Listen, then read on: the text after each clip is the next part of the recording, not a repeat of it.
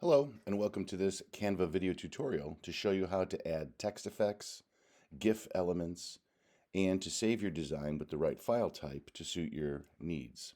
Specifically, we'll take a look at removing backgrounds from uploaded pictures, exploring some text effects and animations, and then lastly, the GIF elements and to make sure that your file types are correct. So let's get into it. Here I've made a copy of the project that I used as the title page, and thought it would be great to just show you how to upload like Bitmojis. In the classroom, a lot of teachers like to use Bitmojis to add some personality to their designs, and Canva is a great tool to share that. So if you were using Bitmoji on your phone, for example, and you snapshot a picture, etc., and you wanted to upload it. So here I have a picture of, you ever wish you had a bowl of guacamole bigger than you? Well, if that's the case, maybe this Bitmoji is perfect for you. But what is not perfect is having all that extra white space. So one of the great features in the um, Canva account that's for educators, when you click on the element or the image, you can remove the background. So let's take a quick look at this and see how close it might come. Now, I will point out that there's not a whole lot of white in the image itself, so this should come out, and it did come out pretty perfect for maybe what you might want to use as a Bitmoji on your um, digital notebook designs. So I thought that might be something good to showcase. For now, I'm just going to take that and I'll just tuck it aside. I'm not sure I'm going to keep it for our final project, but that's a good feature to know. Let's talk about text effects and animations. So I'm just going to click out of this for now and get right into the text. So I already had some text from the title screen, and to show you a couple of effects, by just highlighting the entire box, I should be able to go in and click on effects. And right now there are none, but you could see what shadowing might do. There's a faint little glow there, maybe just giving it a little lift. And practice with these sliders to grab the intensity and the amount that might be offered with the default. But some of the things I like to do beyond these shadows and stuff is just grabbing the hollow effect or the splice effect. I like using the splice because it gives you the chance to use two different colors. So I had white font that I was using, and you could see the effect is going to be gray. But check it out. If I'm going to maybe add, just to give you some effect here, the color. But I do want you to play with the offset so that it's not staggered off the other side of the actual letter outline. And then you could also play with the thickness of the line itself to just add some extra emphasis. So again, the first color that you have your text, and you'll see that I'm pointing up near the top here of the toolbar, that would have been white, and I could obviously change that to a few different colors to show you. But the effect color, I'll click on effects, is going to be in this palette here. But there's a variety of things that you could use. There's some word art items with curving the text and so forth. So shadow, splice, hollow, these are some really good ones that add some extra emphasis to your design. So with that, I'm just going to remove all this, leave it as none, and I'm going to change this back to, I'm going to change this to black actually, because I want to show you another style of effects. So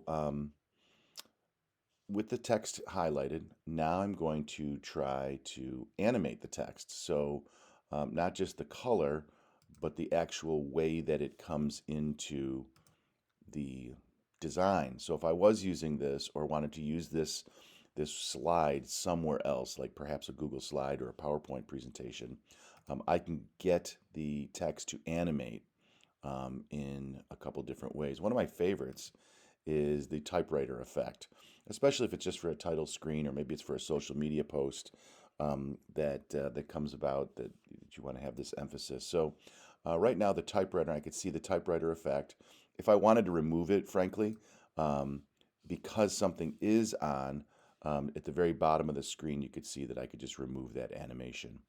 But what I thought would be neat, just as an idea, design element idea, is I'm going to take the effect and I'm going to remove it and I'm going to leave it as a dark color.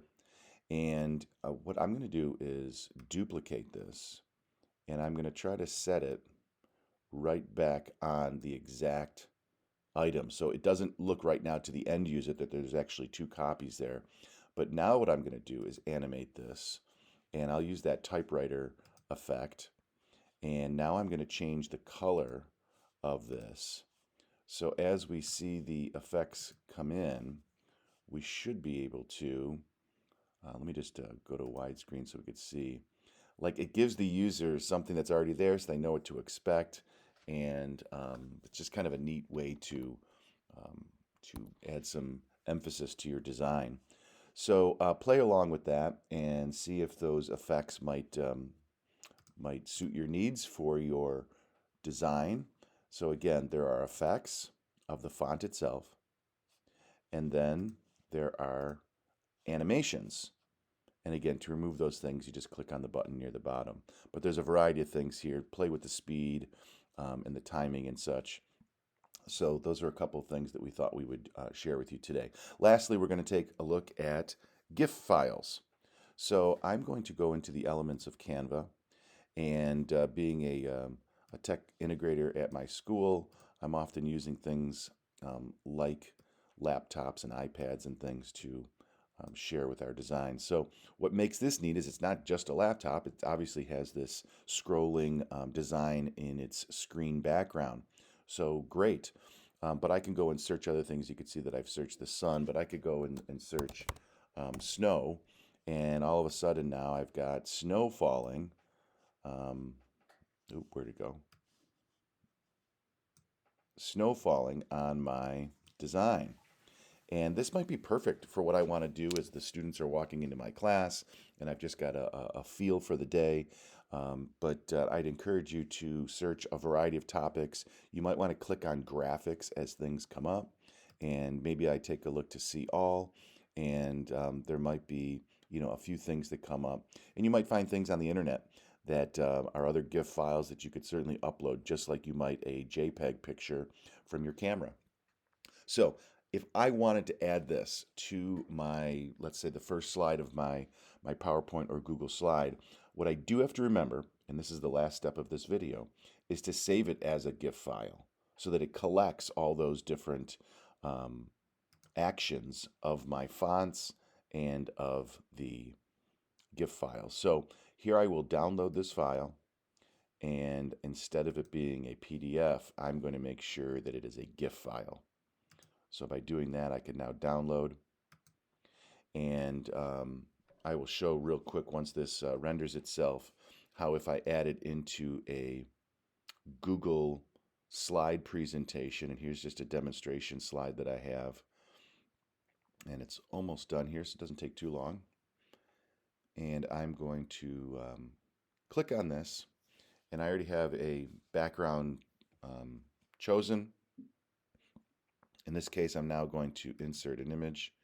I'll upload from my downloads.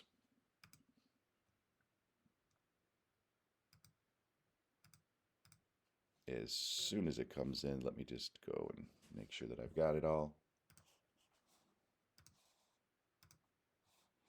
Still working. I got ahead of myself.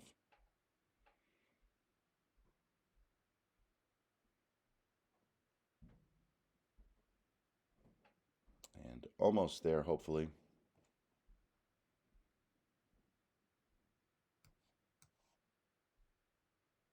Okay, finally. Now I'll go in and grab that GIF file and add it to this page. And you can see the snow, the effect is going to be on a loop now, showing how all these different actions take place. And if I wanted to expand that out to the full screen so that that is my title page, guacamole and all, scrolling screen, added effect on the text, and of course the snow falling. I hope you enjoyed this video and it helps you with creating text effects and GIF files for your Canva design. Thanks.